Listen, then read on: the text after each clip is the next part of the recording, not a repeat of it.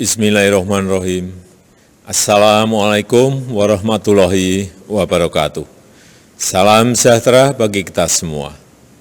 Yang saya hormati Rektor beserta seluruh keluarga besar Universitas Sriwijaya. Pertama-tama saya mengucapkan selamat Dies Natalis ke-62 kepada segenap Sivitas Akademika Universitas Sriwijaya. Di usia ke-62 tahun, menjadi momentum yang tepat bagi Unsri untuk bertransformasi menjadi lebih baik, terbuka terhadap inovasi, sehingga Unsri menjadi perguruan tinggi yang unggul, mandiri, dan maju. Saya meyakini dengan semangat Merdeka Belajar dan Kampus Merdeka, Unsri akan menjadi pusat SDM unggul berakhlak mulia, SDM yang berkarakter Indonesia, yang menguasai ilmu pengetahuan dan teknologi, yang berwawasan global dan bervisi masa depan. Itu saja yang ingin saya sampaikan dalam kesempatan yang baik ini. Sekali lagi, selamat Dies Natalis ke-62 Universitas Sriwijaya. Terima kasih. Wassalamualaikum warahmatullahi wabarakatuh.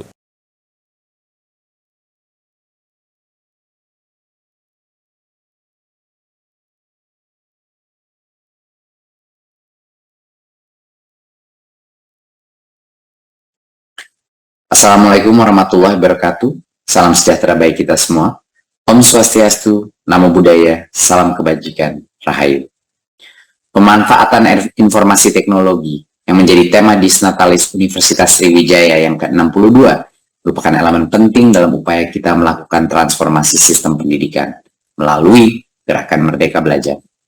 Berkat penggunaan teknologi, 123.000 mahasiswa kita telah memperoleh pengalaman nyata belajar di luar kampus, dan 2,7 ribu mitra telah turut berkolaborasi dengan pihak kampus. Pencapaian program Kampus Merdeka ini merupakan bukti pentingnya teknologi dalam mewujudkan kolaborasi antara perguruan tinggi dan dunia industri. Pada kesempatan yang baik ini, saya ingin mengapresiasi partisipasi Universitas Sriwijaya dalam berbagai program Kampus Merdeka untuk memberikan kesempatan pada mahasiswa kita memperoleh haknya belajar di luar kampus secara aktif, menjalin kerjasama dengan berbagai pihak demi terpenuhinya aspirasi mahasiswa kita. Selamat Dies Natalis ke-62 untuk Universitas Sriwijaya. Jadikan peringatan ini sebagai momentum menerapkan teknologi dalam proses pembelajaran secara holistik untuk kemajuan kampus, serta menciptakan para pelajar Pancasila, yakni SDM yang cerdas berkarakter dan siap bersaing di panggung global. Terima kasih. Wassalamualaikum warahmatullahi wabarakatuh. Om Shanti Shanti Shanti Om. Namo Buddhaya.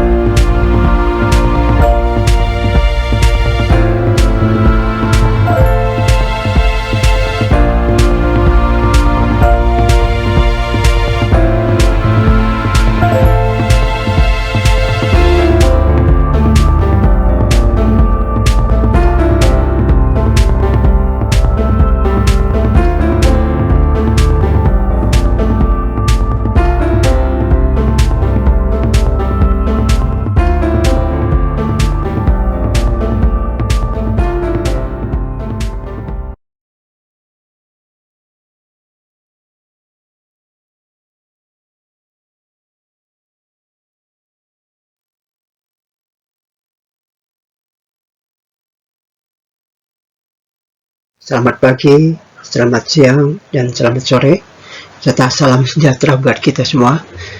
pada pertemuan pada hari ini ya, kita akan melanjutkan bahasan kita mengenai tanah, dan pada pertemuan ini kita akan bahas tentang bahan organik dan bahan organik tanah. Bahan organik dan bahan organik tanah. Nah, dalam kajian bahan organik dan bahan organik tanah ini tentunya kita perlu membatasi dulu pengertian dari bahan organik dan pengertian dari bahan organik tanah. Untuk itu pada pertemuan ini ada beberapa subtopik bahasan yang akan kita bahas yang berkaitan dengan bahan organik tanah, yaitu pertama subtopik bahasan tentang pengertian bahan organik tanah, dan berikutnya tentang subtopik bahasan sumber-sumber dari bahan organik, dan yang berikutnya yang berkaitan dengan komposisi dari bahan organik. Nah, dan bagian selanjutnya adalah manfaat bahan organik. Nah, dari manfaat bahan organik ini ada manfaat bahan organik terhadap perbaikan sifat fisik tanah, ada manfaat bahan organik terhadap perbaikan sifat kimia tanah, dan ada manfaat bahan organik terhadap perbaikan sifat biologi tanah. Jadi inilah lebih kurang beberapa subtopik bahasan kita yang berkaitan dengan topik bahasan hari ini, yaitu bahan organik dan bahan organik tanah. Nah, kalau kita perhatikan di gambar sebelah kanan ini Bapak dapatkan sumbernya dari Google ya, Google Image, di mana di gambar ini disajikan seseorang memegang dua gumpal tanah yang berbeda. Yang satunya gumpal tanah yang rendah bahan organiknya, dan yang sebelahnya lagi adalah dia memegang segumpal tanah yang bahan organiknya lebih tinggi. Terlihat dari tanahnya yang warnanya lebih gelap, ya, warnanya lebih gelap. Ini kedua-duanya termasuk tanah mineral, di mana pada tanah mineral makin tinggi bahan organik, makin gelap warna tanahnya. Ya. Dan kalau kedua tanah ini diambil dan dilarutkan dalam tanah, ditambahkan air, dikocok, ya, masuk ke dalam tabung, dan ditambahkan air, dikocok, maka setelah beberapa saat terlihat bahwa pada tanah yang tinggi bahan organiknya itu akan terlihat warna airnya itu lebih gelap. Sedangkan tanah mineral yang sedikit bahan organiknya setelah diberi air, dikocok, setelah selanjutnya diendapkan, maka terlihat bahwa air endapannya pun warnanya tidak gelap, ya, tidak masih lebih cerah dibandingkan dengan tanah mineral yang tinggi bahan organiknya. Karena tanah mineral yang tinggi bahan organiknya warnanya gelap, ya, warna gelap, coklat hitam. Sedangkan pada tanah mineral yang sedikit bahan organiknya warna ekstraknya adalah berwarna coklat terang, terang. Nah, ini menunjukkan bahwa bahan organik mempengaruhi salah satu sifat fisik tanah, yaitu untuk tanah mineral makin tinggi bahan organik tersebut mempengaruhi warna tanahnya, yaitu warna tanahnya makin gelap. Dan kalau kita ekstrak, terlihat bahwa memang air yang larut setelah dicampur dengan air dan dikocok, dan airnya setelah diendapkan, maka terlihat bahwa air yang dari tanah yang ada bahan organiknya, yang tinggi bahan organiknya, warnanya lebih gelap. Sedangkan yang sedikit bahan organik, warna airnya, lautan yang sudah diendapkan dan dicampur dengan tanah dan airnya diendapkan, airnya warnanya masih terang. Jadi makin tinggi bahan organik pada tanah mineral, makin mempengaruhi warna tanah yang makin gelap. Jadi itulah lebih kurang topik bahasan kita pada hari ini, yaitu mencakup bahan organik dan bahan organik tanah, dan akan membahas tentang beberapa subtopik, yaitu pengertian bahan organik dan pengertian bahan organik tanah, serta subtopik berikutnya yaitu sumber-sumber dari bahan organik yang bisa meningkatkan bahan organik dalam tanah, dan berikutnya komposisi dari bahan organik, serta manfaat dari bahan organik terhadap perbaikan sifat fisik, perbaikan sifat kimia, dan perbaikan sifat biologi.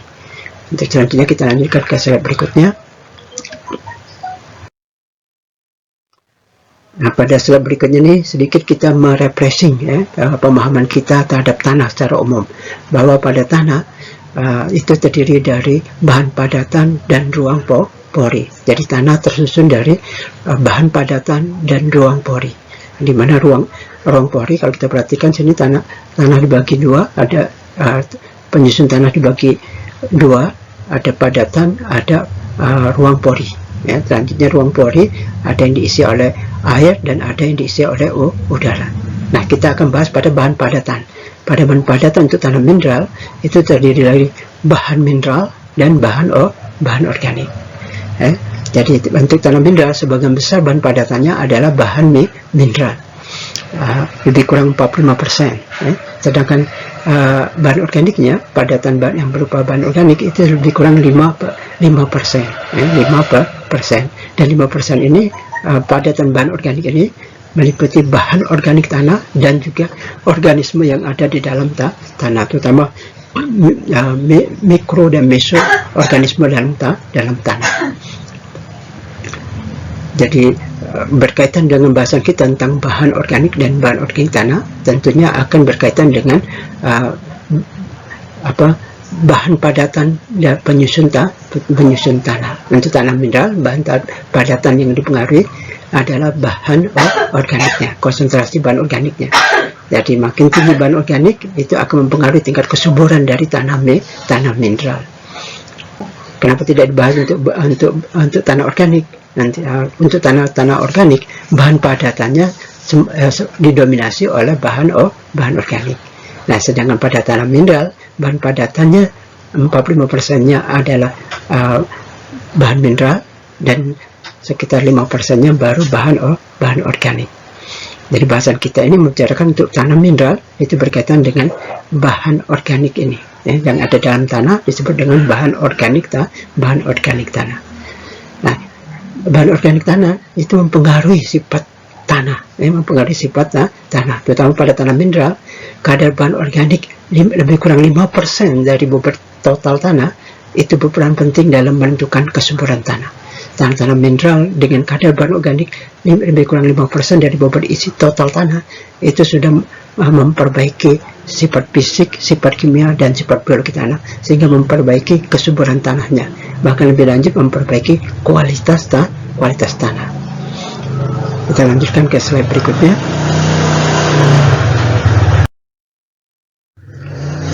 Nah, pada slide yang berikutnya ini kita bahas tentang apa sih batasan dari pengertian bahan organik.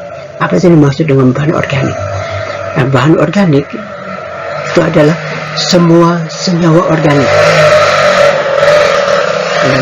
Semua senyawa organik yang berasal dari sisa tumbuhan, sisa tanaman, sisa hewan, dan meliputi atau terdiri dari yang baik yang masih segar maupun yang telah terdekomposisi, baik yang berasal hanya dari satu sumber, apakah tidak sumbernya tumbuhan atau tanaman atau sumbernya hewan, dari salah satunya, maupun campuran dua atau lebih.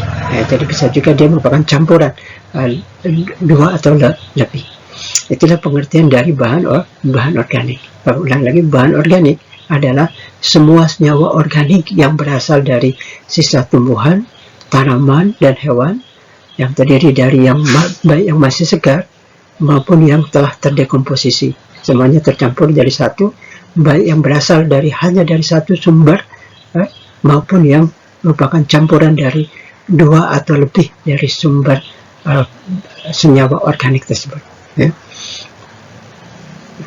Jadi maksudnya kalau satu sumber bisa dari satu tumbuhan saja, bisa satu tumbuhan, salah satu jenis tumbuhan, bisa juga dari hanya satu tanaman saja, bisa juga dari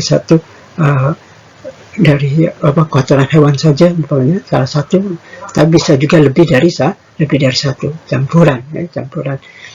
Bisa campuran lebih dari satu tanaman, bisa juga campuran dari sisa dari lebih dari dua tumbuhan, bisa juga lebih dari dua kotoran hewan. Nah, semua senyawa organik yang berasal dari sisa tumbuhan, tanaman, dan hewan, baik yang masih segar maupun yang telah terdekomposisi, baik yang berasal dari satu sumber maupun campuran dua atau lebih tersebut, itulah yang disebut dengan bahan organik. Nah, kalau bahan organik ini diberikan ke tanah, maka dia akan menyumbang bahan organik bahan organik tanah.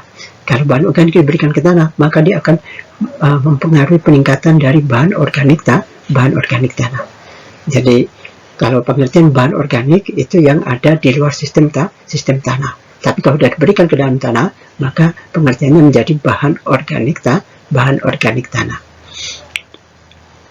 Jadi bahan organik tanah itu sumbernya ya dari bahan organik yang diberikan ke dalam tanah. Serta bisa juga bersumber dari sisa-sisa akar tumbuhan, akar tanaman, ya, dan juga berbagai sisa-sisa dari fauna dan flora yang ada dalam tanah yang mengalami kematian, maka dia akan menyumbangkan bahan organik dalam tanah. Nah, ini beberapa contoh bahan organik. Di antaranya adalah jerami padi. Nah, itu bisa juga dijadikan sebagai sumber bahan organik. Jadi selain itu juga contoh lainnya dari bahan organik selain jerami padi adalah jerami jagung. Ya. Selain itu juga jerami kedelai. Nah, maksud sini bahwa kalau kita tahu bahwa dalam budidaya padi setelah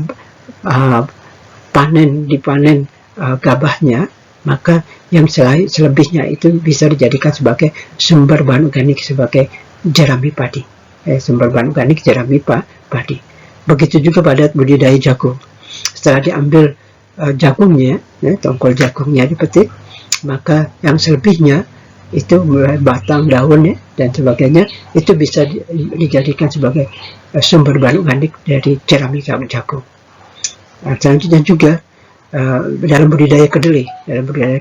Setelah diambil hasilnya berupa polong kedelai, nah yang selebihnya itu adalah bisa dijadikan sebagai sumber bahan organik yang merupakan bahan organik jerami kedelai. Jadi yang berkaitan dari tanaman, dari tanaman yang dibudidayakan. Tapi ada juga yang bisa memanfaatkan berbagai tumbuhan, berbagai tumbuhan seperti tumbuhan berbagai rumput-rumputan yang tumbuh di lahan, itu bisa dikumpulkan, dibersihkan lahannya, rumput-rumputan tadi beraneka rumput tadi bisa digunakan sebagai sumber bahan organik. Nah, selanjutnya juga bisa berasal dari hewan, yang dikenal dengan istilah kohe. Kalau sekarang dikenal istilah kohe. Kohe itu ada singkatan dari kotoran hewan. Baik dari sapi, kohe sapi, baik juga dari kambing, kohe kambing, dan juga dari ayam, kohe ayam, yang lainnya dari itik, kohe itik, dari kerbau, kohe kerbau, dan lain-lain. Nah, selain itu juga ada yang berupa kompos, kompos. Jadi ada bahan organik yang dari salah satu, misalnya jerami padi, jerami jagung, jerami kedelai, dari kohe sapi, kohe kambing, kohe ayam. Tapi ada juga yang sudah ada peran manusia dicampur, yang dibuat kompos. Nah, kompos bisa berasal dari gabungan jerami dengan kohe sapi, apakah jerami padi dengan kohe sapi, ataukah jerami jagung dengan kohe sapi, atau jerami kedelai dengan kohe sapi. Selain itu juga bisa kompos dari jerami dengan kohe ayam, dengan kohe ayam. Bisa juga kompos yang dibuat dari campuran jerami dengan kohe kambing, dan sebagainya, Bisa hanya dua, bisa lebih dari dua, Bisa antara jerami padi ditambah jerami jagung ditambah kohe sapi. Bisa juga jerami padi ditambah kohe sapi ditambah kohe kambing. Bisa juga jerami jagung ditambah kohe ayam ditambah kohe kambing dan sebagainya. Nah, selain itu juga bisa juga berasal dari budidaya cacing. Yang dalam sisa-sisa media budidaya cacing itu menghasilkan kompos juga yang dikenal dengan vermikompos. Nah, inilah beberapa contoh dari bahan organik. Nah, bahan-bahan organik ini kalau diberikan ke tanah, dia akan menambah peningkatan dari bahan organik di dalam tanah. Kita lanjutkan pada slide berikutnya. Pada slide yang berikutnya ini, itu pengertian dari bahan organik tanah.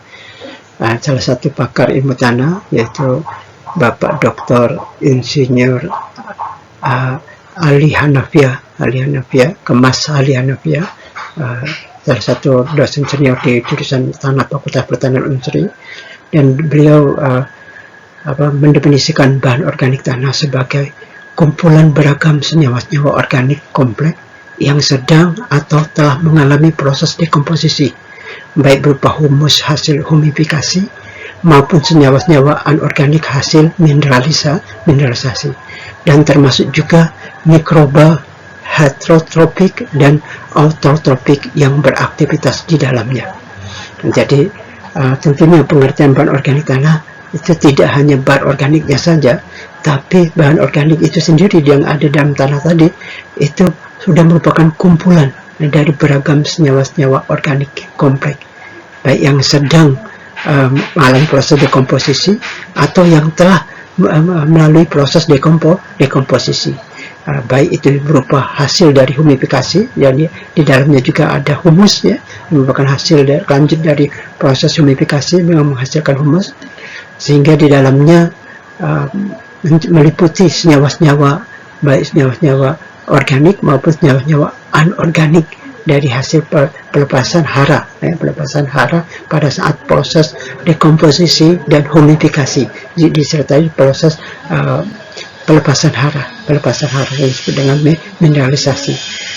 Dan tentunya di dalamnya terdapat banyak mikrobia yang beraktivitas di dalamnya, baik mikrobia heterotropik maupun mikrobia autotropik. Nah, kita tahu bahwa mikrobia heterotropik merupakan mikrobia yang ada dalam tanah yang sumber makanannya itu dari senyawa-senyawa organik, sehingga dia sangat menyukai keberadaan bahan organik di dalam tanah ini, karena ini merupakan sumber makanannya. Selain itu juga ada juga yang kelompok chemoheterotropik, kelompok heterotropik. Nah, untuk kelompok chemoheterotropik ini, selain dia sumber makanannya dari senyawa-senyawa organik, juga energi yang dia perlukan berasal dari hasil reaksi kimia dalam proses dekomposisi dan humifikasi dari bahan organik tersebut. Kita tahu bahwa mikrobia yang ada di dalamnya, selain yang untuk kelompok heterotropik itu mencakup chemoheterotropik yang berada di dalam tanah lebih dalam, dan ada kelompok fotoheterotropik yang berada lebih dekat ke permukaan tanah yang kena cahaya matahari. Selain itu juga ada mikroba autotropik, autotropik juga ada yang fotoheterotropik yang berada di permukaan tanah, dan ada juga yang chemoautotropik yang berada di dalam tanah. Nanti yang chemoautotropik, mikroba kelompok chemoautotropik ini dia memanfaatkan energi dari proses dekomposisi bahan organik tersebut, dimanfaatkan untuk kebutuhan aktivitasnya. Nah, inilah pengertian dari bahan organik. Nah, untuk dalam hal ini berkaitan dengan ada dalam tanah, yaitu dikenal atau yang lebih populer dengan nama bahan organik tanah. Jadi sekali lagi Bapak jelaskan bahwa bahan organik tanah merupakan kumpulan beragam senyawa-senyawa organik kompleks yang sedang atau telah mengalami proses dekomposisi, baik berupa humus hasil humifikasi maupun senyawa-senyawa anorganik hasil mineralisasi, dan termasuk juga mikrobia heterotropik dan autotropik yang beraktivitas di dalamnya. Jangan lupa bahwa untuk mikroba yang beraktivitas di dalamnya ada kelompok fotoheterotropik dan ada chemoheterotropik, dan juga selain itu ada fotoautotropik dan ada chemoautotropik. Nah, ini pengertian bahan organik tanah ini bisa dibaca di buku dasar-dasar ilmu tanah yang ditulis oleh almarhum Dr. Insinyur Kemas Ali Hanafiah, MS, yang merupakan salah satu pakar ilmu tanah di jurusan Tanah Fakultas Pertanian Universitas Sriwijaya. Semoga hasil karya ini bermanfaat dan menjadi amal jariah buat beliau. Amin. Kita lanjutkan pada slide berikutnya. Tapi sebelum slide berikutnya, Bapak tunjukkan dulu gambar di sini. Gambar sebelah kanan ini menampilkan tanah yang tinggi bahan organik tanahnya dengan tanah yang rendah bahan organik tanahnya, terutama ini pada tanah mineral, pada tanah mineral yang sebelah kanan ini yang rendah bahan organiknya, yang sebelah sini yang tinggi bahan organik. Ya, itu menunjukkan pengaruh langsung dari bahan organik mengubah warna, merubah warna. Nah, sedangkan di bawahnya adalah tanah bahan organik yang sudah mulai proses dekomposisi lebih lanjut, sehingga menghasilkan humus, menghasilkan humus. Jadi teksturnya sangat halus. Ya. Kita lanjutkan pada slide berikutnya.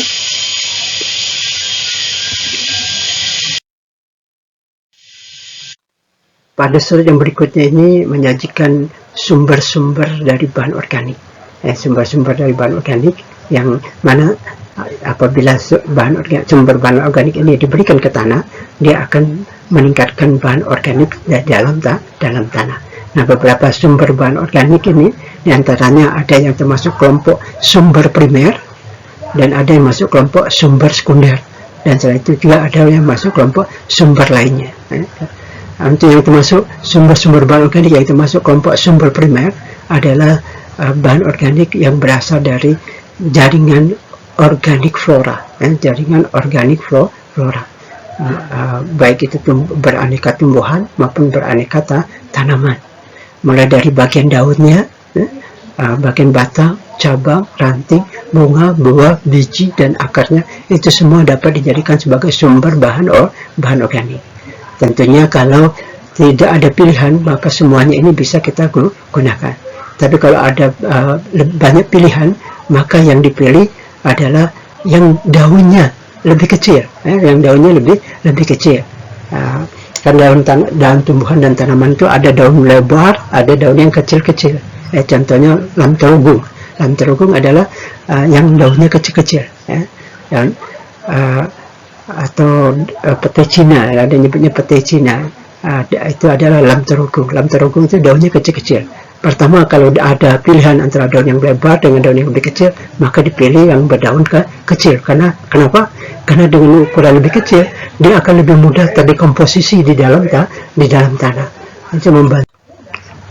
Ukuran daun yang lebih kecil itu memudahkan dia hancur, terdekomposisi, dan menyumbang menjadi bahan organik di dalam tanah. Nah, selanjutnya juga selain ukuran daun, juga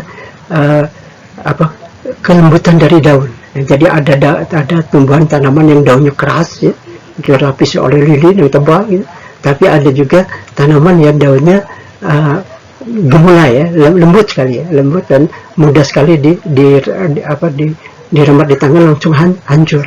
Nah, tentunya pilihannya adalah daun yang lembut yang mudah hancur. Itu adalah pilihan sebagai sumber bahan organik, ya, yang bisa kalau diberikan ke tanah cepat dia terdekomposisi, cepat menyumbangkan menjadi bahan organik dalam tanah. Jadi jangan lupa bahwa kalau ada pilihan, maka dipilih yang sumber jaringan organik flora yang daunnya lebih kecil, ya, dan juga daunnya yang lebih lembut. Tapi kata pepatah, tidak ada rotan akar pun jadilah. Jadi kalau di lapangan tidak terdapat pilihan, ya semua ini juga bisa digunakan. Jadi berbagai jaringan organik flora ini dapat kita gunakan sebagai sumber bahan organik, baik bagian daunnya, bagian cabang, ranting, bagian bunga, bagian buah, bagian biji, bagian akarnya dapat kita gunakan. Apalagi sekarang bisa memanfaatkan teknologi mesin chopper, teknologi mesin chopper, mesin pencacah, ya, mesin pencacah, dimana dengan memanfaatkan mesin pencacah, maka sebagai contoh, gambar sebelah kanan ini adalah tanaman jagung, ya, tanaman jagung sudah dipanen, tongkol-tongkolnya sudah diambil. Nah, yang tersisa di lapangan adalah batang dan daunnya. Nah, ini bisa kita manfaatkan sebagai sumber bahan organik dengan cara, ya, kita manfaatkan teknologi yang ada, ya, teknologi yang sekarang ada mesin pencacah. Ini dimasukkan ke mesin pencacah sehingga yang tadi ukurannya 1 meter sampai 2 meter itu bisa dicacah menjadi tahapan pertama biasanya dicacah sampai ukuran 5 sampai 10 cm, ya, 5 sampai 10 cm, dan selanjutnya masuk ke mesin pencacah berikutnya. Jadi ada tahapan mesin pencacah. Mesin pencacah tahap pertama yang dari yang kasar ke ukuran 5 sampai 10, dan selanjutnya ada mesin pencacah yang lebih halus lagi, yang mencacah yang ukuran dari 5 sampai 10 tadi akan masuk dalam mesin pencacah kedua, itu akan mencacah yang lebih ukurannya menjadi lebih halus, yaitu berkisar antara 3 sampai 5 cm, 3 sampai 5 cm. Selanjutnya bisa masuk ke tahap menggunakan mesin pencacah yang lebih lanjut, yang lebih halus lagi. Dia bisa mencacah lebih halus lagi, yaitu sekitar kurang dari 1 cm. Nah, apa yang terjadi dengan menggunakan mesin pencacah dengan teknologi yang tersedia sekarang? Jadi ada 3 tingkatan mesin pencacah tersebut, maka akan dihasilkan sumber bahan organik tersebut yang ukurannya sudah halus. Nah, dengan ukuran sudah halus akan lebih mudah terdekomposisi di dalam tanah, lebih cepat terdekomposisi dalam tanah, dan lebih cepat menyediakan hara-hara di dalam tanah. Selain juga mempercepat dalam memperbaiki sifat fisik tanah, memperbaiki sifat kimia tanah, dan juga memperbaiki sifat biologi tanah. Nah, ini adalah sumber-sumber dari bahan organik yang termasuk kelompok sumber primer. Contohnya tadi Bapak bilang ada untuk tumbuhan ada lam terogung, ada lam terogung, ada daun gamal, ada daun gliside, ada gliside, dan sebagainya. Itu bisa digunakan sebagai sumber bahan organik. Bahkan bisa disediakan di lapangan dengan memanfaatkan teknologi alley-cropping, memanfaatkan teknologi budidaya alley-cropping, yaitu budidaya lorong atau budidaya pagar, di mana di setiap lahan yang luasnya 1 hektar sampai 2 hektar dibuat galangan-galangan, dan setiap galangan ditanami tanaman sebagai sumber bahan organik ini, di mana hijauannya dipangkas secara periodik. Bisa 2 minggu sekali, bisa 4 minggu sekali, dicacah, dipangkas, dan hijauannya dijadikan sumber bahan organik ke dalam untuk diberikan ke tanah, baik secara langsung maupun bisa juga dicacah, bisa juga dicacah. Kalau tersedia teknologi mesin pencacahnya, itu bisa akan mempercepat karena bisa ukurannya bisa lebih kecil dan lebih mudah terdekomposisi di dalam tanah. Dan memang untuk pemerintah perlu ini sebetulnya masukan buat pemerintah bahwa teknologi mesin pencacah yang ketiga tipe tadi itu perlu menjadi program nasional buat Kementerian Pertanian, karena pengadaan mesin-mesin tadi yang bisa merupakan hibah buat kelompok-kelompok tani, itu akan memudahkan atau membantu penyuburan tanah secara massal di seluruh Indonesia. Nah, tentunya di situ bisa memberi kesempatan buat para UKM yang membuat mesin pencacah, karena mesin pencacah ini teknologinya tidak terlalu canggih, teknologi sangat sederhana, sehingga bisa dibuat oleh para pengrajin yang berkaitan dengan pengrajin mesin, yang membuat bengkel-bengkel kecil bisa membuat mesin pencacah ini, yang dibuat tipe 1, tipe 2, dan tipe 3, sehingga bisa membuat peluang kesempatan berwirausaha bagi semua bengkel yang ada di seluruh Indonesia, dengan masing-masing membuat mesin ini secara sederhana untuk wilayahnya masing-masing, untuk daerahnya masing-masing, untuk desanya masing-masing. Nah, tentu di situ perlu insentif dari pemerintah, karena program ini adalah program untuk meningkatkan kesuburan tanah bagi lahan-lahan pertanian di Indonesia. Dan kalau itu dilakukan, maka lahan pertanian kita akan makin hari makin subur, maka krisis pangan dunia itu bisa kita atasi. Bahkan Indonesia bisa berperan sebagai pelopor untuk membantu pangan bukan hanya swasembada pangan, tapi swasembada pangan buat dunia. Indonesia bisa menjadi pelopor membantu penyediaan pangan buat dunia. Nah, dengan cara tadi, jadi memanfaatkan pengetahuan dan teknologi serta inovasi. Itu seperti yang diungkapkan oleh Pak Wayan, Pak Wayan memadukan ilmu, teknologi dan inovasi untuk meraih suatu peluang-peluang kesempatan berwirausaha di bidang pertanian.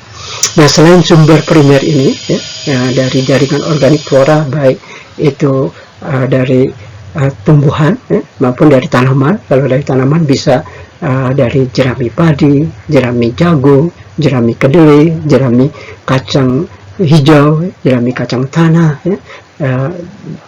dan berbagai sisa-sisa daun-daunan yang rontok dari berbagai tanaman yang dibudidayakan. Itu semua bisa dimanfaatkan. Dan jangan lupa manfaatkan teknologi tadi, teknologi chopper, teknologi pencacah tadi, mesin pencacah, supaya mempercepat dihasilkan bahan organik yang nilainya plus, nilainya plus. Nah, selain sumber primer ini, juga ada sumber bahan organik yang berikutnya, yaitu sumber sekunder. Nah, sumber sekunder ini berasal dari jaringan organik fauna, baik dari urinnya dan juga dari kotoran padatnya, serta dari berbagai mikrofauna lainnya. Nah, ini yang populer adalah memanfaatkan kohe, kotoran hewan dari berbagai hewan ternak, mulai dari kohe sapi, kohe kerbau, kohe kambing, kohe domba, kohe ayam, kohe iti, kohe kelinci, dan sebagainya. Selain itu juga jangan lupa urinnya pun bisa dimanfaatkan. Urinnya juga bisa dimanfaatkan. Ini perpaduan antara kohe dan urin dan sumber primer itu bisa menghasilkan sumber lainnya, yaitu berupa kompos, berupa kompos. Nah, di sini untuk sumber sekunder, berarti Bapak bilang tadi banyak sekali yang bisa kita manfaatkan sebagai sumber bahan organik. Jadi beraneka kohe tadi, beraneka kotoran hewan tadi, melalui kohe sapi, kohe kambing, kohe kerbau, kohe ayam, kohe iti, dan sebagainya. Itu bisa kita manfaatkan sebagai sumber bahan organik, dan itu merupakan sumber bahan organik sekunder. Nah, selain itu juga ada, selain sumber bahan organik primer dan sumber bahan organik sekunder, juga ada sumber bahan organik tersier atau yang lainnya, yaitu bisa yang ada campur tangan peran manusia untuk lebih meningkatkan kualitas dari bahan organik tersebut, yaitu bisa dihasilkan berbagai kompos, berbagai kompos dengan memadukan lebih dari satu sumber primer, dan yang dipadukan juga lebih dari satu sumber sekunder. Bahkan ditambahkan pengkayaan di sana, pengkayaan haranya di sana, sehingga akan dihasilkan kompos-kompos yang lebih berkualitas. Termasuk juga bisa memanfaatkan kompos yang dihasilkan dalam budidaya cacing, dan budidaya cacing, sisa media budidaya cacing itu bisa dimanfaatkan sebagai sumber bahan organik dan berupa vermikompos. Itu juga bisa dimanfaatkan. Dan sekarang pun ada lagi yang memanfaatkan ulat dari lalat yang hitam itu, lalat hitam itu. Nah, itu juga bisa dimanfaatkan. Nah, sisa medianya bisa dimanfaatkan untuk kompos sebagai sumber bahan organik. Jadi slide ini menyajikan berbagai sumber yang dapat kita gunakan sebagai sumber bahan organik. Dan apabila kita berikan ke dalam tanah, dia akan menyumbangkan peningkatan dari bahan organik di dalam tanah. Bapak lanjutkan ke slide berikutnya.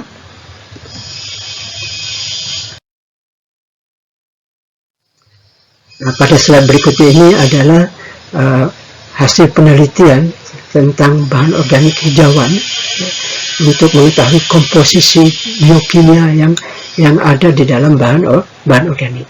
Dan penelitian ini si peneliti meneliti komposisi biokimia dari biomasa hijau, biomasa hijauan. Nah, ini dilakukan oleh penelitinya bernama Waxman tahun 1948, yang dipublikasi, yang salah satunya Bapak peroleh ini dalam publikasi Brady tahun 1990. yang menyajikan hasil penelitian dari Waxman 1948 ini, di mana di hasil penelitiannya bahwa biomasa hijauan itu terdiri dari 25% itu adalah biomas keringnya, 25%-nya adalah biomas kering, sedangkan 75%-nya adalah air.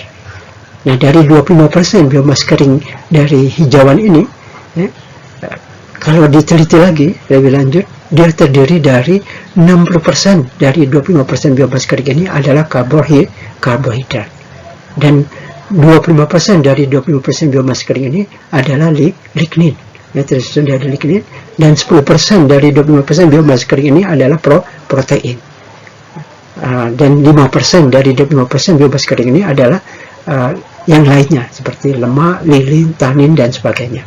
Dan nilai ini tentunya tidak bulat 5 untuk lemak, lilin, dan tanin, tapi dia berkisar antara 1-8%. Begitu juga untuk yang proteinnya, itu berkisar antara 1-15%, tapi di rata-ratanya adalah 10%. Untuk lignin itu berkisar antara 10-30%, tapi di rata-ratanya sekitar 25%. Nah, ternyata di dalam biomas hijauan itu terdiri dari biomas kering 20%, dan di dalam 25% biomas kering tersebut terdiri dari 60%-nya adalah karbohidrat, 25%-nya adalah lignin, 10%-nya adalah protein, dan 5%-nya adalah lemak, lilin, dan tanin. Nah, lebih lanjut lagi diteliti oleh Waxman, oleh peneliti Waxman ini, untuk 60% karbohidrat ini ternyata tersusun lagi, dirincinya lagi terdiri dari gula dan pati itu sekitar 1-5%, hemiselulosa sekitar 10-30%, sedangkan selulosa 20-50%. Nah, inilah dari hasil komposisi kimia dari bahan organik. Terutama pada penelitian ini, bahan organik yang ditelitinya adalah dari biomas hijauan, yang diteliti oleh Waxman tahun 1948, dan bisa dibaca dalam publikasinya Brady tahun 1990. Dan Bapak lanjutkan ke slide berikutnya.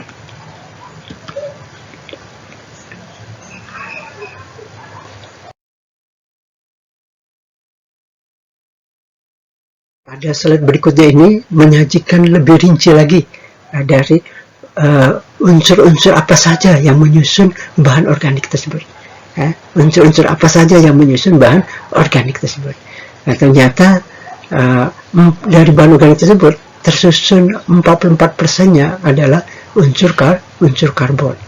Jadi 44%-nya adalah unsur karbon, dan 40%-nya adalah unsur oksigen, dan 8%-nya adalah hidrogen, serta sisanya itu 8%. Dan sisa yang lain-lainnya itu 8%. Kalau kita perhatikan di sini bahwa dari biomas kering bahan organik itu tersusun sebagian besar adalah karbon dan oksigen. Karbon dan oksigen, di mana karbonnya 44% dan oksigennya adalah 40%. Nah, kenapa karbonnya begitu besar, 44%? Karena biomas kering tadi merupakan senyawa karbon rantai panjang, senyawa karbon rantai panjang. Wajarlah bahwa pengikat utamanya adalah rantai karbon, baik itu berupa alkana, alkena, alkuna, dan sebagainya. Nah, lebih lanjut lagi dari penelitian berkaitan bahan organik ini adalah berkaitan dengan kemudahannya dalam proses dekomposisi. Dalam proses dekomposisi karena tadi kita bicara tentang bahan organik, sumber-sumber bahan organik, dan selanjutnya dari sumber bahan organik ini akan diberikan ke dalam sistem tanah. Nah, yang kita harapkan bahwa yang mudah terdekomposisi sehingga terasa manfaatnya dalam memperbaiki perbaikan sifat fisik tanah, perbaikan sifat kimia tanah, maupun perbaikan terhadap sifat biologi tanah. Nah, ternyata urutan kemudahan dalam proses dekomposisi tersebut itu ada 8 urutan, ada urutan. Urutan yang pertama yang paling mudah terdekomposisi adalah yang terdiri dari gula, pati, dan protein sederhana. Jadi bahan organik yang tinggi gula, pati, dan protein sederhana itu akan mudah sekali terdekomposisi. Dia peringkat pertama yang tercepat dalam proses dekomposisinya. Baru yang kedua adalah protein kompleks. Kompleks. Peringkat ketiga baru hemiselulosa. Dan yang yang berikutnya adalah yang keempat, yaitu selulosa. Nah, sedangkan yang lebih lanjut itu lebih sukar terdekomposisi, yaitu peringkat kelima, yaitu lemak, minyak, lilin, itu lebih sukar terdekomposisi di dalam tanah. Dan yang lebih sulit lagi, yaitu yang keenam adalah lignin. Lignin ini paling sulit terdekomposisi di dalam tanah. Nah, dari slide ini kita tahu bahwa yang kita harapkan adalah pemberian bahan organik yang banyak mengandung gula, pati, protein sederhana, protein kompleks, hemiselulosa, dan selulosa. Karena keempat kelompok ini adalah kelompok yang mudah terdekomposisi di dalam sistem tanah. Nah, sedangkan yang kandungan lemak, minyak, lilin, dan ligninnya tinggi itu mengalami lebih sukar untuk terdekomposisi di dalam tanah. Jadi perhatian kita adalah memilih sumber-sumber bahan organik, baik yang sumber primer maupun sumber sekunder atau yang sumber tersier yang sudah ada peran rekayasa manusia untuk memformulasikannya supaya menghasilkan suatu bahan organik yang lebih berkualitas. Maka penekanannya pada bagaimana menghasilkan suatu bahan organik yang tinggi, yang tinggi bahan-bahan yang mudah terdekomposisi, yang sedikit mengandung bahan-bahan yang sukar terdekomposisi. Apa rasa itu, dan ini sebelah kanan ini adalah efek dari penambahan bahan organik, di mana dalam penambahan bahan organik itu akan meningkatkan aktivitas dari organisme yang ada dalam tanah. Selain meningkatkan populasi dari masing-masing organisme dalam tanah, juga akan meningkatkan keragaman dari organisme yang hidup di dalam tanah, karena dia akan berperan dalam merombak bahan organik tadi melalui proses dekomposisi, dan dalam proses dekomposisi tadi dia akan memperbaiki secara langsung dan secara tidak langsung cara perbaikan sifat fisik tanah, sifat kimia tanah, dan sifat biologi tanah. Salah satu yang berkaitan sifat kimia tanah dalam proses dekomposisi dan dilanjut humifikasi itu terbebaskan hara-hara yang tersedia buat tanaman. Yang ini yang kita perlukan. Jadi terbebasnya hara-hara yang tersedia buat tanaman yang dibutuhkan oleh tanaman. Akan lanjutkan ke slide berikutnya. Nah, pada slide yang berikutnya ini menyajikan gambaran secara mikroskopik dari tanah. Yang sebelah kanan ini adalah tanah yang bertekstur pasir yang tidak ada bahan organiknya, yang tampak bahan organik. Kalau kita perhatikan di situ, partikel-partikel tanah yang satu dengan yang lain terpisah satu sama lain karena tidak ada pengikatnya. Nah, sedangkan yang sebelah kiri ini adalah gambar secara mikroskopik dari tanah yang ada bahan organiknya, dan tanah yang diberi bahan organik. Ternyata di sana antara partikel-partikel tanah yang satu dengan yang lainnya diikat, disatukan, dilem oleh bahan organik, oleh senyawa-senyawa organik. Sehingga kalau kita perhatikan ini partikel-partikel tanah yang satu dengan lain diikat oleh keberadaan senyawa-senyawa organik dari bahan organik. Sehingga di sini manfaat yang terlihat dengan secara mikroskopik bahwa keberadaan bahan organik dalam tanah mampu membentuk agregat-agregat tanah, membantu tanah dalam proses pembentukan agregat, mulai dari agregat mikro, selanjutnya membentuk agregat meso, selanjutnya membentuk agregat makro, dan selanjutnya membentuk struktur tanah. Nah, itu peran penting dari pemberian bahan organik ke dalam tanah. Itu peran bahan organik di dalam tanah. Jadi dari dua gambar ini, yang satunya gambar tanah tanpa pemberian bahan organik, partikel-partikel tanahnya terpisah satu sama lain, ya, tidak ada perekatnya. Nah, sedangkan yang sebelah kiri itu tanah yang diberi bahan organik, di mana di sana terbentuk antara partikel satu dan partikel lain diikat oleh senyawa-senyawa organik yang berasal dari bahan organik, sehingga terbentuk mikro agregat, terbentuk mikro agregat, terbentuk mikro agregat, dan mikro agregat yang satu dengan mikro agregat yang lainnya akan membentuk meso agregat, dan selanjutnya akan membentuk makro agregat, dan lebih lanjut lagi akan membentuk struktur tanah.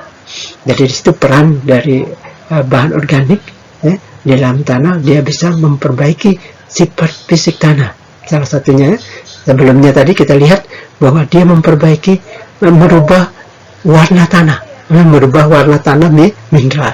Dan yang ini kita lihat lagi bahwa dia bisa berperan memperbaiki tanah dalam hal membantu tanah dalam pembentukan mikroagregat, mesoagregat, makroagregat, dan struktur tanah. Dan inilah salah satu kelihatan peran yang langsung bisa kita amati secara mikroskopik, ya, secara mikroskopik antara tanah yang tanpa bahan organik dengan tanah yang diberi bahan organik. Nah, kita lanjutkan kepada slide berikutnya. Kita lanjutkan pada slide yang berikutnya ini menyajikan tentang peranan bahan organik terhadap perbaikan sifat fisik, sifat kimia, dan sifat biologi, sehingga akan memperbaiki kesuburan tanah. Dan lebih lanjut lagi bahwa bahan organik karena dia memperbaiki sifat biologi, sifat fisik, sifat kimia, dan sifat biologi, tentu dia akan memperbaiki kualitas tanah. Nah, untuk rincian dari peranan bahan organik dalam memperbaiki sifat fisik, sifat kimia, dan sifat biologi akan kita sajikan pada slide berikutnya. Kita lanjutkan pada slide berikutnya. Nah, pada slide berikutnya ini menyajikan beberapa peranan dari bahan organik dalam memperbaiki sifat fisik tanah. Bapak saya katakan bahwa ini beberapa di antara peranan bahan organik dalam memperbaiki sifat fisik tanah. Nah, tentunya masih banyak lagi yang lainnya.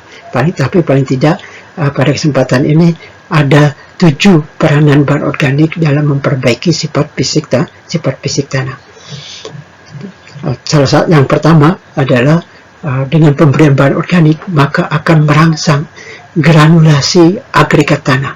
Seperti Bapak jelaskan tadi bahwa senyawa-senyawa organik yang diberikan ke dalam tanah dan berupa bahan organik itu dalam proses dekomposisinya dan humifikasi yang menghasilkan senyawa-senyawa organik yang dapat menjadi perekat antara partikel-partikel tanah, sehingga membentuk granulasi, membentuk mikroagregat yang selanjutnya berkembang lebih lanjut membentuk mesoagregat, dan seterusnya membentuk makroagregat. Itu peranan pertama dari bahan organik terhadap perbaikan sifat fisik tanah, yaitu merangsang granulasi agregat tanah, sehingga antar partikel tanah satu dengan yang lainnya disatukan, direkat oleh senyawa-senyawa organik ini, sehingga membentuk mikroagregat, dan selanjutnya antara mikroagregat yang satu dengan mikroagregat yang lain disatukan, direkat dengan senyawa-senyawa organik ini menjadi mesoagregat, dan selanjutnya antara mesoagregat yang satu dengan mesoagregat yang lainnya berserta mikroagregat yang lainnya disatukan lagi, direkat menjadi makroagregat. Nah, sedangkan peranan bahan organik yang kedua terhadap perbaikan sifat fisik tanah adalah lebih lanjut. Jadi setelah terbentuk agregat-agregat tanah, maka agregat tanah yang satu dengan agregat tanah yang lain diikat kembali oleh keberadaan nyawa-nyawa organik yang dihasilkan dari proses dekomposisi dan humifikasi, sehingga terbentuklah struktur tanah. Dan salah satunya terbentuk struktur tanah yang mudah untuk diolah, mudah untuk perkembangan dari perakaran tanaman, ya, sehingga perakaran tanaman pada tanah yang diberi bahan organik strukturnya mudah untuk dilalui oleh akar tanaman. Yaitu terbentuklah struktur yang dikenal dengan struktur ramah. Nah, selanjutnya peranan bahan organik tanah terhadap perbaikan sifat fisik tanah yang lainnya adalah bahwa bahan organik tersebut dapat menurunkan plastisitas dan kohesi tanah. Plastisitas dan kohesi tanah, terutama pada tanah liat, tanah clay. Pada tanah clay, pada saat basah, habis hujan, ya, dia mengalami proses kohesi yang kuat satu dengan yang lain, ya, dan membuat sulit untuk diolah, ya, semalam kesulitan untuk diolah karena terjadi alat-alat yang menggunakan untuk mengolah tanah tadi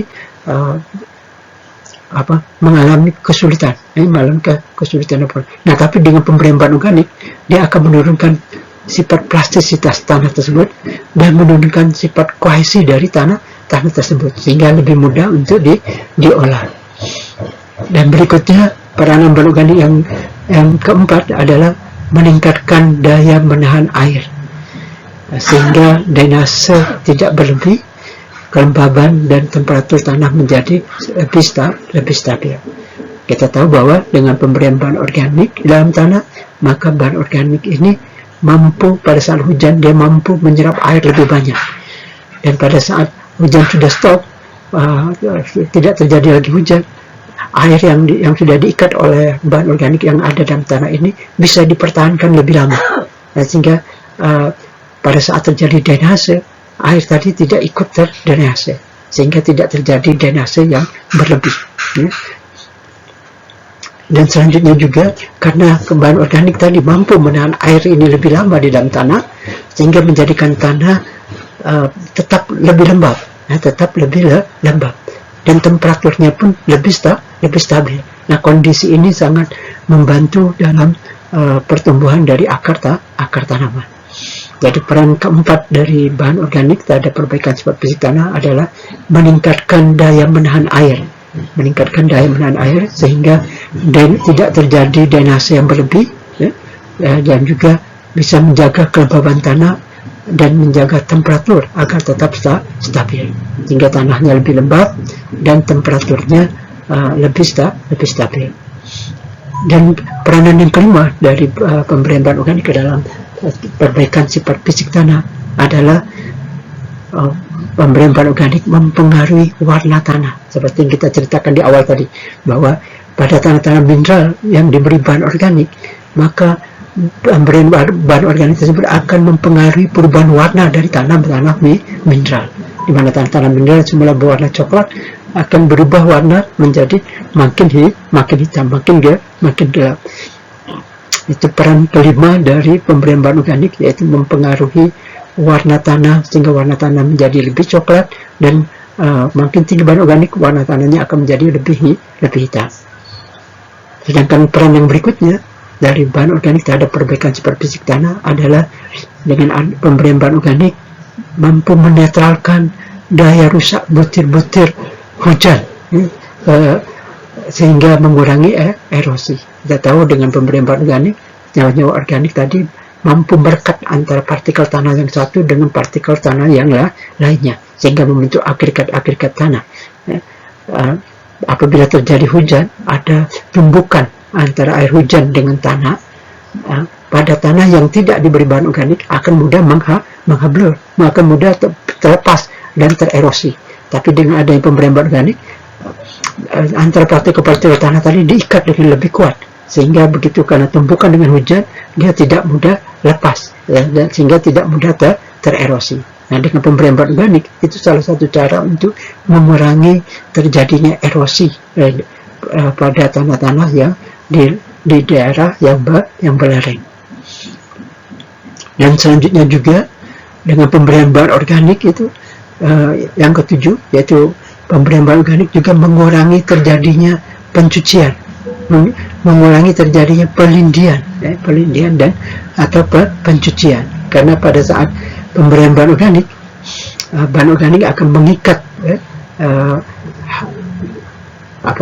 memiliki energi yang mampu mengikat lebih kuat, sehingga tidak tertahan dan tidak tercuci, ya, sehingga tertahan dan tidak tercuci, sehingga terjadi pengurangan terhadap proses pencucian dan pengurangan terhadap proses pelindian.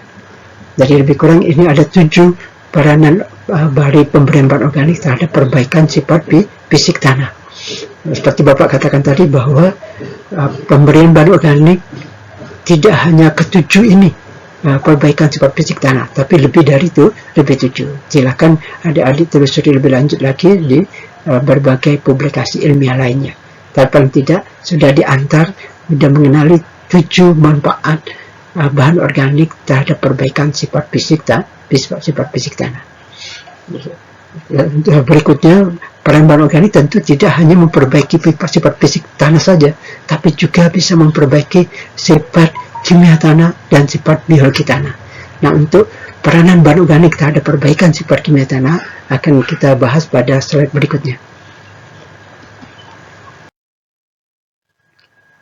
Pada slide berikutnya ini, daripada slide yang berikutnya ini menjelaskan tentang beberapa peranan dari pemberian bahan organik ke dalam tanah dalam perbaikan beberapa sifat kimia tanah.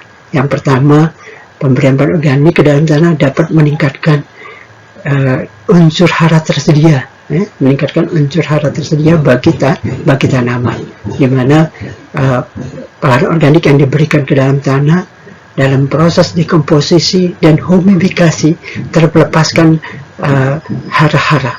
Nah, hara-hara yang terlepaskan ini adalah hara-hara yang tersedia buat akar tanaman, sehingga pemberian bahan organik dapat memperbaiki salah satu sifat kimia tanah, yaitu meningkatkan hara tersedia bagi tanaman yang dihasilkan dari proses pelepasan saat terjadinya proses dekomposisi dan humifikasi dari bahan organik.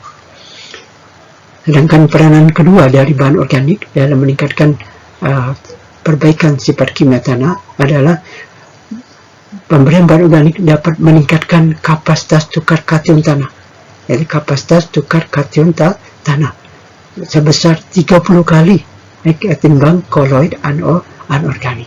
Jadi dia lebih meningkatkan kapasitas tukar tanah dibandingkan dengan koloid anorganik. Kita tahu bahwa pemberian bahan organik di dalam tanah akan mengalami proses dekomposisi, dan dalam proses dekomposisi tadi akan menghasilkan dilanjutkan oleh proses humifikasi dan dihasilkan humus, dan humus tadi yang ukurannya kurang dari 1 mikrometer itu bersifat koloid yang dikenal dengan koloid organik, dan koloid organik ini memiliki muatan negatif yang jauh lebih tinggi, di mana muatan negatifnya terbentuk apabila terjadi hidrolisis dari gugus-gugus fungsionalnya. Gugus-gugus fungsional yang dari senyawa-senyawa organik tadi bisa dari gugus fungsional karboksilat COOH. Apabila pelepasan H, maka terbentuk COO-1, terbentuklah muatan negatif di situ. Begitu juga bisa pada gugus fenol OH, begitu hanya terlepas maka O-1 terbentuk muatan negatif. Karena di senyawa organik yang berasal dari bahan organik ini memiliki gugus-gugus fungsional yang cukup banyak, sehingga dia mampu membentuk muatan negatif yang lebih banyak, sekitar 30 kali lebih banyak dibandingkan dengan koloid anorganik, sehingga mampu meningkatkan kapasitas tukar kation tanah tersebut 30 kali lebih besar dibandingkan dengan koloid anorganik. Dan berikutnya peranan bahan organik yang ketiga adalah menurunkan muatan positif tanah.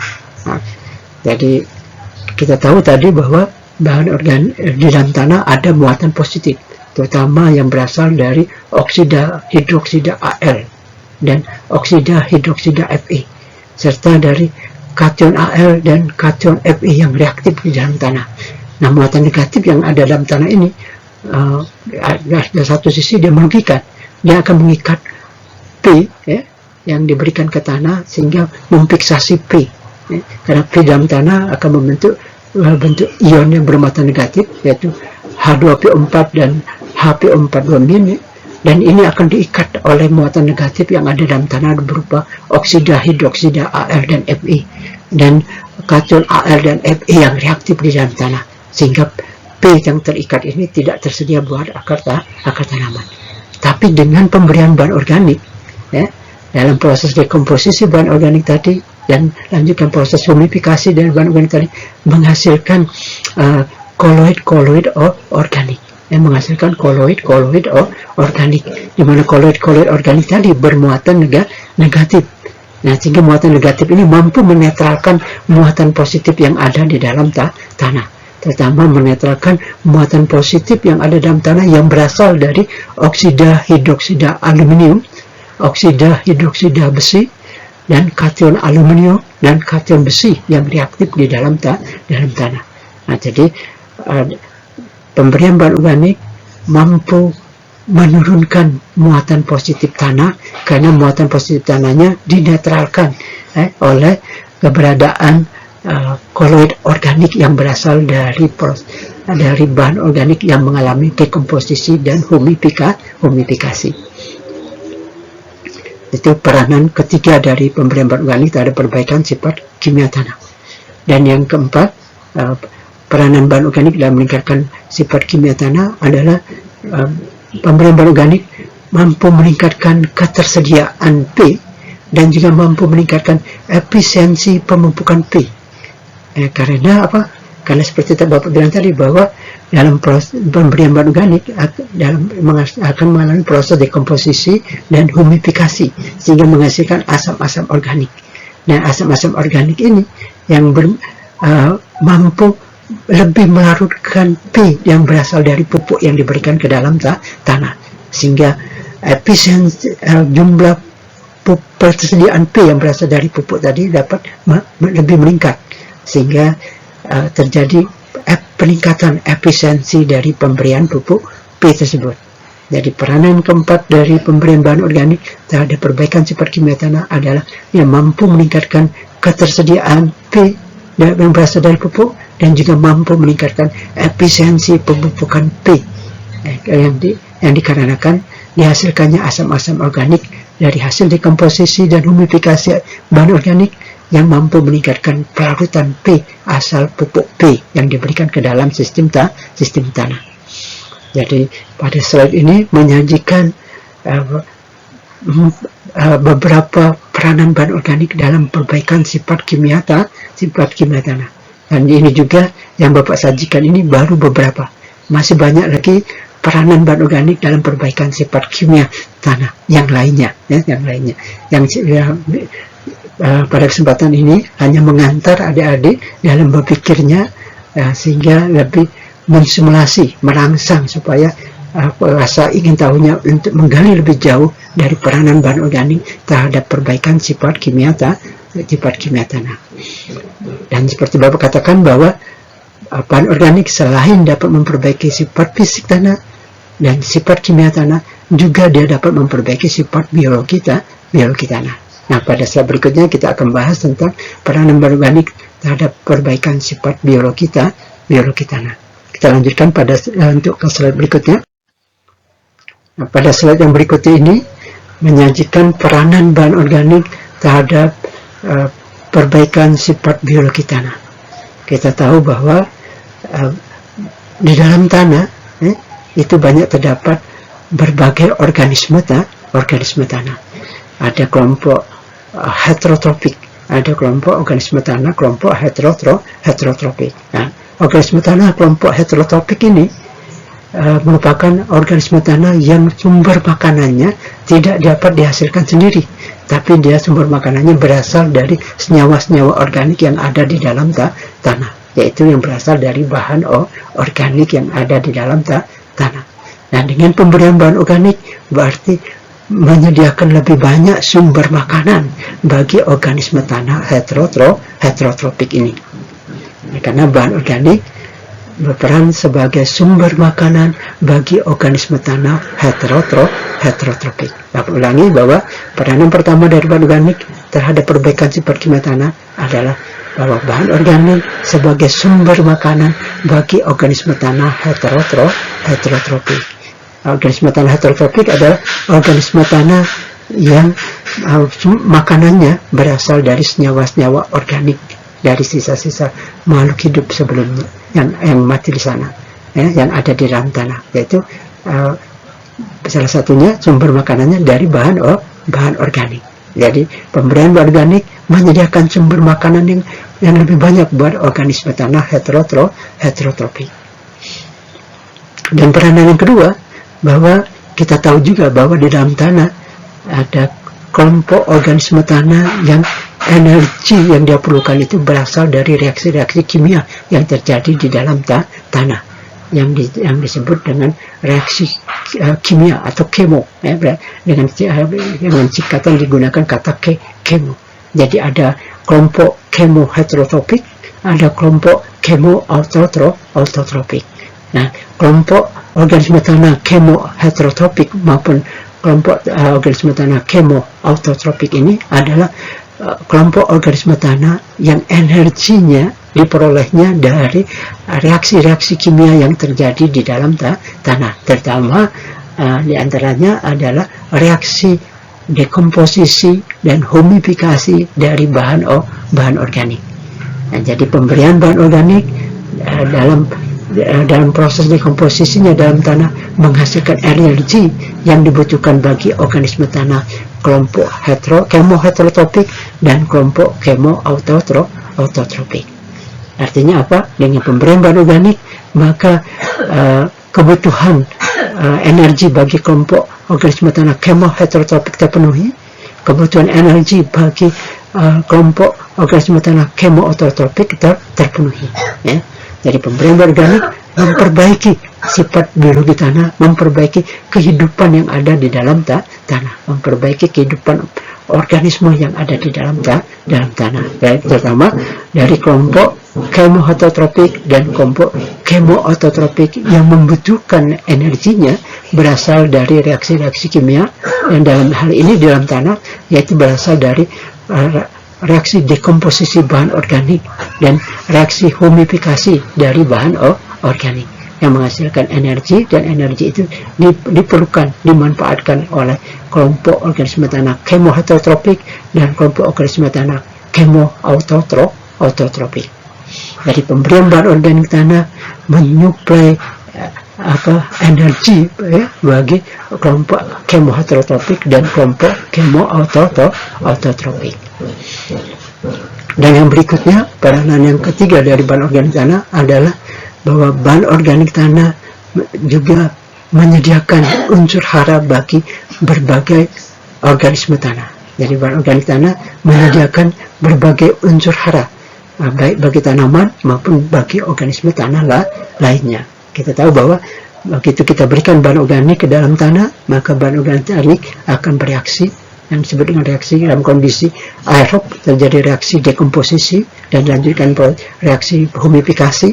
Nah, dalam proses dekomposisi yang sedang berlangsung, dari proses yang humifikasi yang sedang berlangsung, terbebaskan hara-hara.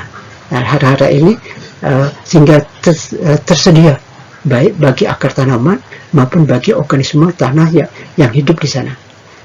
Sehingga bahan organik tanah yang diberikan ke tanah menyediakan unsur hara bagi tanaman dan juga bagi organisme tanah. Jadi itulah peranan ketiga dari pemberian bahan organik ke dalam tanah dalam perbaikan sifat biologi tanah. Yang selanjutnya, peranan yang keempat dari pemberian bahan organik terhadap perbaikan sifat biologi tanah adalah bahwa bahan organik dapat meningkatkan populasi organisme tanah. Yang dapat meningkatkan populasi dari organisme tanah. Kenapa? Ya seperti tadi, bahwa pemberian bahan organik menyediakan sumber makanan buat kelompok heterotropik, sehingga kelompok heterotropik tidak terbatasi kebutuhan makanannya, sehingga dia berlangsung berkembang biaknya, berlangsung proses perkembang biakannya, sehingga populasinya akan meningkat. Selain itu juga pemberian bahan organik menyediakan energi buat kelompok organisme tanah kemo heterotropik dan kelompok kemo autotropik, sehingga kebutuhan energi bagi organisme tanah kelompok kemo heterotropik dan kelompok kemo autotropik tidak terbatasi atau tercukupi, sehingga populasi dari kelompok organisme tanah kemo heterotropik dan kelompok organisme tanah kemo autotropik akan juga meningkat populasinya. Jadi pemberian bahan organik dapat meningkatkan populasi dari organisme tanah, yaitu mencakup organisme tanah heterotropik dan organisme tanah kelompok kemoautotrofik dan organisme tanah kelompok kemoheterotropik. Dan yang berikutnya adalah pemberian yang kelima, peran yang kelima dari pemberian bahan organik terhadap perbaikan sifat biologi tanah adalah pemberian bahan organik dapat meningkatkan keanekaragaman atau keragaman dari organisme yang hidup di dalam tanah. Seperti tadi Bapak utarakan bahwa sumber makanan dari kelompok heterotropik tersedia sehingga dia berkembang biak cepatnya. Selain itu juga kebutuhan energi buat kelompok kemoheterotropik dan kelompok kemoautotrofik tersedia sehingga kedua kelompok ini juga berkembang biak dengan pesat. Dan selain itu juga perkembangan dari organisme yang ini, kelompok-kelompok organisme tanah ini, mereka merupakan penyedia menjadi makanan bagi organisme tanah yang lainnya, sehingga jumlah mereka meningkat, menjadikan sumber makanan bagi organisme tanah yang lainnya juga meningkat, sehingga memberi kesempatan organisme tanah yang lainnya juga terjadi peningkatan populasinya, dan juga memberi kesempatan jenis-jenis dari organisme tanah lainnya untuk hidup dan berkembang biak di dalam tanah, sehingga kehidupan organisme yang ada dalam tanah makin beragam, sehingga meningkatkan keanekaragaman dari organisme yang hidup di dalam tanah tersebut. Jadi dari slide yang ini berarti kita sudah memahami paling tidak 5 peranan dari bahan organik terhadap perbaikan sifat biologi tanah. Tapi Bapak sampaikan juga bahwa peranan bahan organik terhadap perbaikan sifat biologi tanah tidak terbatas hanya ke 5 peranan ini saja. Masih banyak juga yang lainnya. Tentunya yang terjadi di alam lebih komplikatif lagi, lebih beragam lagi, lebih banyak lagi. Tapi belum semuanya yang kita pahami. Ini penyajian di slide ini penyederhanaan untuk memudahkan kita dalam mempelajari hal yang begitu kompleks yang terjadi di alam. Sehingga untuk memudahkannya kita buat penyederhanaan membagi berdasarkan perbaikan sifat fisik tanah, perbaikan sifat kimia tanah, dan perbaikan sifat biologi tanah. Sedangkan di alam ketiganya ini terpadu menjadi satu kesatuan, bahkan ada interaksi satu dengan yang lainnya, bisa berkaitan dengan psikobiologi, bisa juga psikokimia, bisa juga biochemistry dan sebagainya yang terjadi di dalam sistem tanah tersebut. Tapi tentunya untuk memudahkan mempelajari yang kompleks tersebut perlu penyederhanaan untuk membentuk kerangka berpikir kita, untuk memudahkan kita dalam mempelajari yang lebih luas lagi. Jadi dengan demikian bahwa pada pertemuan ini kita sudah membahas tentang bahan organik dan bahan organik tanah, serta telah memahami batasan ruang lingkup pengertian dari bahan organik itu sendiri dan pengertian dari bahan organik tanah. Dan lebih lanjut lagi kita sudah mempelajari tentang sumber-sumber yang dapat dijadikan sebagai bahan organik yang apabila diberikan ke tanah dapat menyumbangkan peningkatan dari bahan organik dalam tanah. Dan lebih lanjut lagi kita sudah mengetahui komposisi dari bahan organik, baik dari penyusun secara unsur kimianya, dan juga dari struktur-struktur kimia lainnya dari bahan organik tersebut. Setelah lebih lanjut juga kita sudah membahas tentang tingkat kemudahan dekomposisi dari bahan organik. Nah, semuanya itu Bapak utarakan tadi bahwa ini merupakan salah satu bekal ilmu yang berkaitan bidang pertanian yang berhubungan dengan bahan organik, dan tentunya harus dikaitkan dengan teknologi yang menunjang dalam pemanfaatan bahan organik tersebut. Dan tentunya ke depan perlu inovasi-inovasi yang memadukan antara ilmu, teknologi, dan kreativitas manusia dalam rangka memperbaiki sistem tanah, meningkatkan kesuburan tanah, meningkatkan kualitas tanah, dan dengan tujuan utamanya adalah untuk meningkatkan produksi pertanian agar tersedia pangan yang lebih berkelanjutan, agar dapat mengatasi krisis pangan yang menjadi tantangan kita di tahun 2023 ke depan. Harapannya bahwa dari bekal ilmu ini diharapkan semua mahasiswa pertanian yang nantinya akan menjadi calon-calon sarjana pertanian bisa mengaplikasikan pengetahuannya ini, ya, mengaplikasikan ilmunya ini dan memadukan dengan teknologi yang tersedia di masanya nanti, dan memunculkan kreativitas baru, ya, memunculkan inovasi baru di bidang pertanian ke depan. Untuk perkuliahan ini Bapak cukupkan sampai di sini. Pada slide berikutnya ada tugas, ya, berkaitan dengan tugas dan kuis, dan akan Bapak sajikan pada slide berikutnya.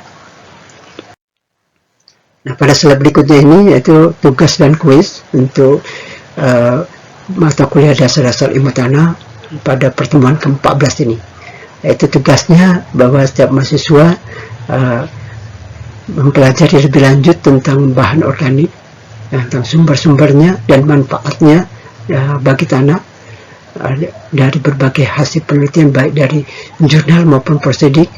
Dan selanjutnya setiap mahasiswa meringkas satu publikasi ilmiah baik itu dari jurnal maupun dari prosedik.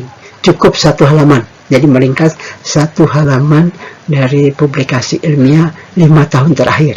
Jangan lupa 5 tahun terakhir, makin terbaru makin bagus. Dan selanjutnya selain tugas ada kuis. Nah, kuisnya ini tentunya berkaitan apa yang sudah ditelusuri, apa yang sudah dipelajari dari materi yang disajikan tadi, yang disampaikan tadi, dan juga berkaitan dengan tugasnya. Maka ditugaskan bahwa setiap mahasiswa menuangkan hasil penelusurannya dalam bentuk menyusun 10 pertanyaan. Menyusun 10 pertanyaan, di mana setiap pertanyaan dilengkapi dengan 5 pilihan jawaban. Setiap pertanyaan dilengkapi dengan 5 pilihan jawaban. Jawaban A, B, C, D, E, dan hanya satu jawaban yang paling benar, dan dicantumkan kunci jawaban yang benar tersebut.